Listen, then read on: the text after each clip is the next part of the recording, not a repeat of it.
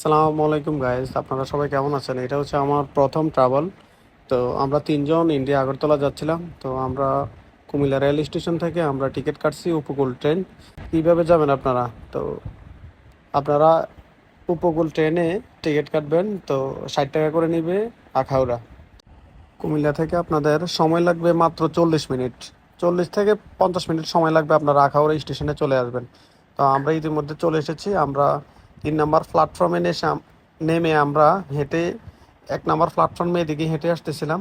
তো আপনারা কিন্তু সবাই সাবধানে থাকবেন, কারণ অনেক পিচ্ছি পিচ্ছি পোলাপান আছে, মোবাইল হাতে ধরে টান দেয়, ঠিক আছে, অনেক দৌড় দেয়। তো আপনারা অবশ্যই একটু সতর্ক থাকবেন। তো আপনারা জংশন থেকে একটু সামনে আসলেই এখানে স্টেশন পাবেন। তো এখানে যে সিএনজিগুলো থাকবে, অটোগুলো থাকবে, এখান থেকে উঠবেন না, তারা ভাড়া একটু বেশি নেবে। আপনারা একটু সামনে গিয়ে উঠবেন, ঠিক আছে। 100 টাকা ভাড়া নিবে সিএনজি, 100 টাকা নিবে অটো, 100 টাকা নিবে বা 120 টাকা ভাড়া নিবে। তো আপনাদের কাছে বেশি চাইতে পারে। তো আমরা তিনজন একটা সিএনজি নিছি, আমরা 120 টাকা দিয়ে, ঠিক আছে। তো আপনার আখাউড়া থেকে ও বন্দরে যাইতে আপনার কত সময় লাগবে? আপনার 10 থেকে 15 মিনিট সময় লাগবে সর্বোচ্চ, ঠিক আছে।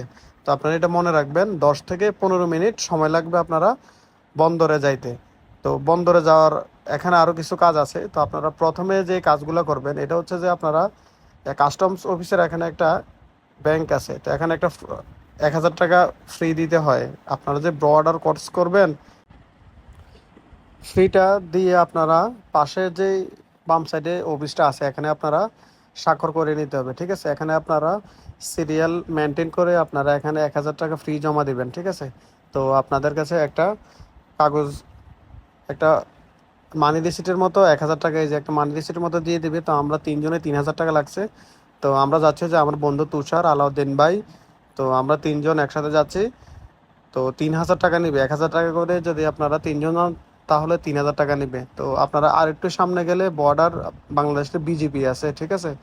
একটু 150 মিটার হাঁটবেন আর কি, 150 মিটার, 1 থেকে 150 মিটার হাঁটলেই সামনে।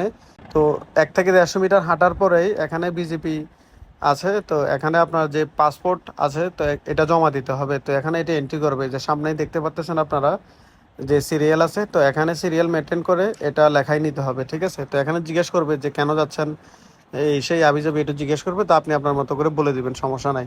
তো এখানে এটা এন্ট্রি করার পরে আপনারা আরও 100 মিটার সামনে হাঁটতে হবে। তা আরও 100 মিটার সামনে হাঁটলেই কিন্তু আপনার ইমিগ্রেশন আছে আবার বাংলাদেশে, ঠিক আছে। তো এখানে আপনাদের আবার ছবি তুলবে, তারপরে এখানে সিল মারবে। যে সিল মারার যে আসলে কাজটা একটু সামনেই কিন্তু এটা মারবে। তো বাংলাদেশের ইমিগ্রেশন, তো আমি এটা ছবিতে অবশ্যই দেখাবো। বাংলাদেশ ইমিগ্রেশনে আপনার যে বর্ডার ক্রস করবেন, তো এটা সিলটা কিন্তু বাংলাদেশ ইমিগ্রেশনেই এটা মারবে, বর্ডারে যে ইমিগ্রেশন আছে, ঠিক আছে। তো এই যে দেখেন, এটা হচ্ছে আখাউড়া আন্তর্জাতিক ইমিগ্রেশন চেকপোস্ট। তো এখানে আপনার সিল মেরে দেবে, ঠিক আছে। এখানে আপনার হয়তো আধা ঘন্টা সময় বা 20 মিনিট 10 মিনিট সময় লাগতে পারে যদি সিরিয়াল বেশি হয়। তো এখানে অবশ্যই আপনার একটু সময় দিয়ে এটা সিলটা মারিয়ে নিতে হবে। এখানে সিলটা মারার পরে আপনারা এই 100 মিটার, 100 মিটার না, 50 থেকে 60 মিটার হাঁটার পরে কিন্তু আপনার এই ইন্ডিয়ান যে মূল চেকপোস্ট, এখানে একজন ইন্ডিয়ান বিজিবি থাকবে। এখানে আপনার পাসপোর্টটা আবার তারা কিন্তু এন্ট্রি করবে, দেখবে, ঠিক আছে। তারা এন্ট্রি করে রাখবে, তারপরে কিন্তু ইন্ডিয়া, ঠিক আছে, ইন্ডিয়ান ইমিগ্রেশন। তো এখানে আপনার আবার ইমিগ্রেশন সেম বাংলাদেশের মতো সেম প্রসেস সব কিছু। আগে আগে আগে প্রথমে কি করবে? প্রথমে আপনার যা কাপড় চোপড় হইতে আলাদা আপনি যা ব্যাগ ট্যাগ নিবেন, একদম মোবাইল হইতে সব কিছু চেক করে তারা কিন্তু ঢুকাবে, ঠিক আছে। ইমিগ্রেশনের কাজগুলো শেষ করে তারপর আপনার একটা একটা ফর্ম আছে, ছোট্ট একটা ফর্ম আছে। তো এই ফর্মটা পূরণ করে আপনাদের ইমিগ্রেশন শেষ করে বাইরে হতে হবে। হ্যাঁ, বাইরে হইলেই কিন্তু ইন্ডিয়া, ঠিক আছে। তো আমরা ইমিগ্রেশন সব কিছু শেষ করে আমরা বাইর হয়েছি। তো এখন আমরা ইন্ডিয়াতে আছি, ঠিক আছে। তো এখান থেকে আপনারা আরও একটু সামনে গিয়ে তারপর একটা অটো বা একটা সিএনজি নেবেন, বুক করবেন। টাকা টুকা যদি আপনারা না ভাঙান তাহলে এখানে অনেক দোকানপাট আছে, এখান থেকে আপনারা ভাঙিয়ে নেবেন। তো আমরা একটু সামনে থেকে আমরা গিয়ে সিএনজি দিয়ে আমরা বটতলা যাব। তো আপনারা প্রথমে এখান থেকে বটতলা চলে যাবেন, ঠিক আছে। আপনারা যারা আগরতলা দিয়ে আসবেন তারা বটতলা যাবেন। তারপরে বটতলা বিভিন্ন হোটেল নেবেন। যারা খাওয়া দাওয়া করতে চাচ্ছেন বিশেষ করে, তো আপনারা হজ ভবনে যাবেন, ঠিক আছে। হজ ভবনে এখানে খাওয়া দাওয়ার একটা ভালো একটা ব্যবস্থা আছে। তো এখানে বাঙালিরা রান্না বান্না করে। তো আমি আমার থেকে বলতেছি যে আসলে আপনারা যদি ইন্ডিয়া আসেন তো আপনারা এখানে হজ ভবনে খাবেন। এটা হচ্ছে বটতলা, ঠিক আছে। বটতলা আপনার ভাড়া 10 টাকা নেবে।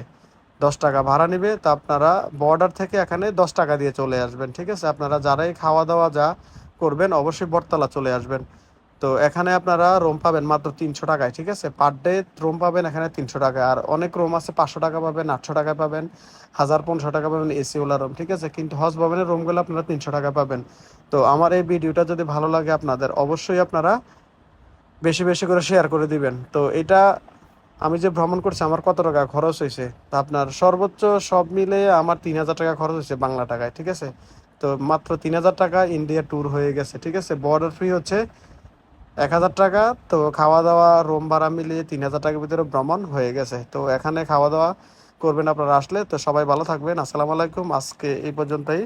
তো অবশ্যই বেশি বেশি করে শেয়ার করে দিবেন।